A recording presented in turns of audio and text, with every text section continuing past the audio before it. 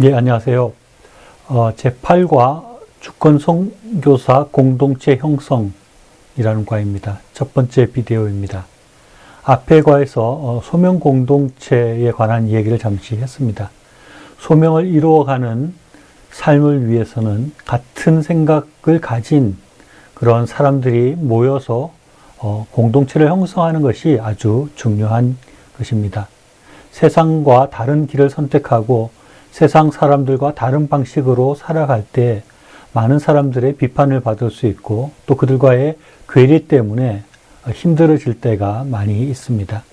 그럴 때 같은 생각을 가지고 같은 삶의 방식을 선택한 사람들이 옆에 있을 때 굉장히 큰 힘을 받을 수 있고 격려를 받을 수 있고 위로를 받게 됩니다. 같은 사람들이 같이 모여서 서로의 삶을 바라보고 또 공유하고 서로 힘을 복돋아 줄 수 있을 때 우리는 하나님께로부터 받은 소명을 이루어가는 삶을 성공적으로 이루어갈 수 있게 될 것입니다.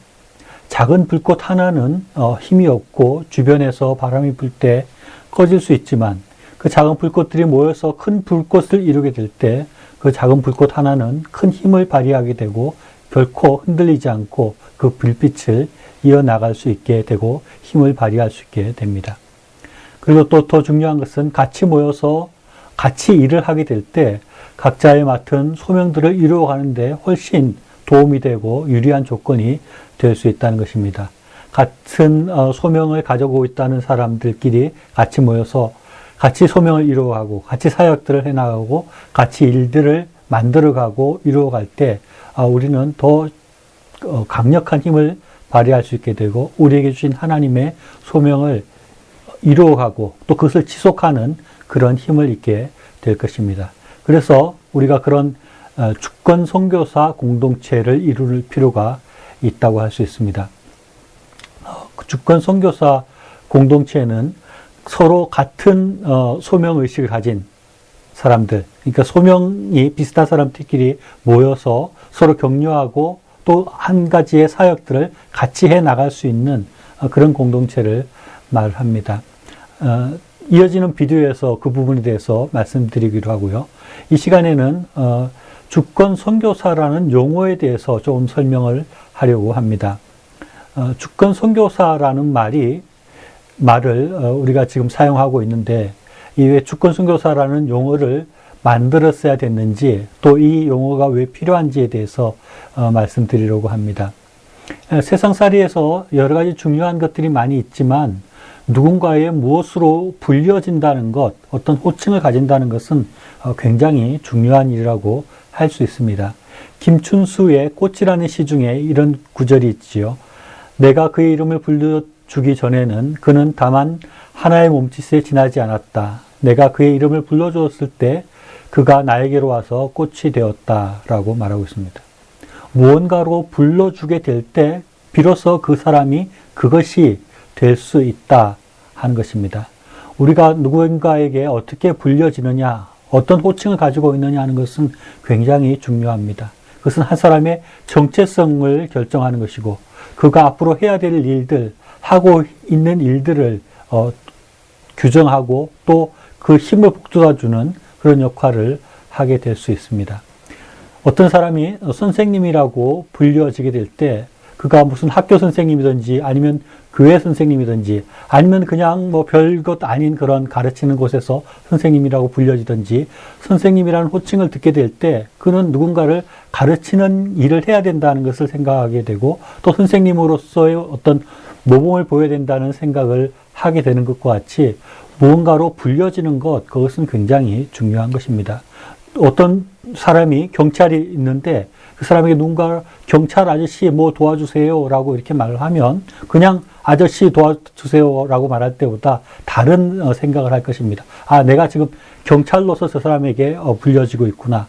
나는 저 사람이 볼 때 경찰이라고 저 사람들이 나에게 뭔가 기대하는 게 있겠구나. 그러니까 더 경찰로서 성실하게 임무를 할 것을 우리가 예상해 볼 수 있는 것입니다.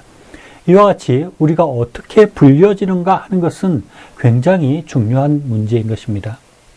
내가 하나님 나라의 소명을 이루어가는 그 일을 할 때 그냥 뭐 그런 거 불려주지 않아도 일을 할 수 있지만 무언가로 그게 적당한 명칭으로 불려지게 될 때 우리가 하나님 나라의 소명을 이루는 일을 더 잘할 수 있게 된다 하는 것입니다. 소명을 이루어가는 것, 우리가 그냥 소명을 이루어가는 사람 또는 소명을 이루어가는 삶 이렇게 이야기할 수 있지만 그렇게 말하기보다는 주권 선교사라고 이렇게 불러줄 때 우리는 더욱더 소명을 잘 이루어가는 그런 사람이 될 수 있다는 것을 우리가 생각해 볼 수 있습니다. 그래서 이 주권 선교사라는 용어를 좀 살펴보려고 하는데요. 먼저 이 선교사라는 용어에 대해서 생각해 볼 필요가 있습니다. 우리가 교회 안에서 주로 사용되는 호칭들은 뭐 집사님, 장로님, 목사님 뭐 이런 용어인데 이것은 주로 교회 안의 역할을 이야기를 합니다. 그러나 이 선교사라는 것은 교회 안의 역할이라기보다는 해외로 나아가서 하나님의 일을 하고 복음을 증거하는 사람 이런 의미가 있습니다. 그래서 우리 주권 선교사라고 할 때 교회 안에서 역할보다는 교회 밖의 역할을 하고 사역을 한다 할 때 선교사라는 말이 어울릴 것 같다 하는 생각이 들고요. 또 이 선교사라는 말을 사용하는 것은 이 선교사라고 불리는 사람들은 그냥 뭐 취미로 선교하는 것이 아니라 아주 전문적으로 일을 하고 그 일에 아주 헌신하는 사람을 이야기합니다. 이 주권 선교사도 마찬가지입니다. 그냥 취미를 따라서 하는 것이 아니라 여기서 전문성을 가지고 하나님의 일을 위해서 헌신하는 그런 모습을 가져야 되고 또 그것을 가진다는 뜻으로 선교사라는 그런 이야기를 그런 호칭을 쓰려고 합니다.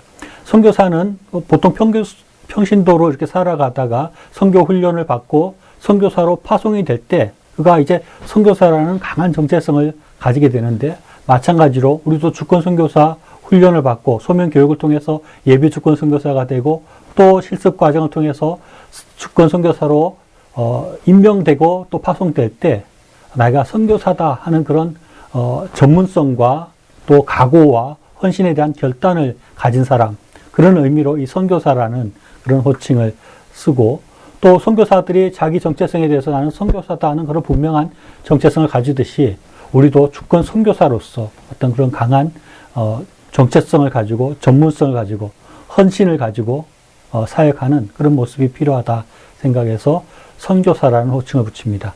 또 그 앞에 주권이라는 말을 쓰는데요. 주권이라는 말은 주권 국가라는 의미로 주로 사용되는 말입니다. 이 주권이라는 말은 사회에 대한 국가의 정치적 지배권을 나타낸다 이렇게 말을 하는데요. 우리나라가 일본에서부터 독립해서 우리나라의 주권을 찾아왔다 이렇게 이야기하죠. 일본이 우리나라를 침략해서 주권을 빼앗아 갔는데 독립운동을 통해서 주권을 찾아오는 것 그럴 때 이 주권이라는 말이 사용됩니다. 이 땅 가운데 악한 영의 세력들이 이 주권을 행사하고 있는데 그런 악한 영, 그 타락한 세상 가운데 하나님의 주권이 회복되게 한다 하는 의미에서 주권이라는 단어를 사용합니다. 그래서 주권 선교사라고 하면 하나님 나라의 주권을 다시 되찾아오는 일을 하는 그런 선교사, 그런 사역자, 그런 소명자를 이야기하는 것이라고 할 수 있습니다. 하나님께서는 우리를 그리스도의 일꾼이라고 부르시고 하나님 나라의 군사로 부르셨습니다. 그것은 결국 하나님 나라의 주권을 찾아가는 일, 또 다르게 말하면 하나님 나라를 확장하는 일을 하는 것을 의미합니다. 그래서 우리가 앞에서 말씀했던 것처럼 우리의 소명이라는 것은 대부분 하나님 나라 확장을 위해서 주어지는 소명들이 대부분이고 그런 문제에 하나님 나라 확장이라는 그런 주제에 우리 소명이 맞춰져 있습니다. 그렇기 때문에 주권을 회복한다, 주권을 확장해 나간다 해서 하나님 나라를 위한 우리의 소명을 이루어간다 하는 그런 의미에서 주권 선교사라는 이런 호칭을 쓰게 되는 것입니다. 이 또 주권 선교사는 우리 주변에서 또 하나님께서 나에게 주신 내가 속한 그 사회나 우리 주변 환경을 통해서 하나님의 일을 하지만 그것은 해외에 나가서 선교하는 것과 다르지 않다는 그런 의미를 가지고 있습니다.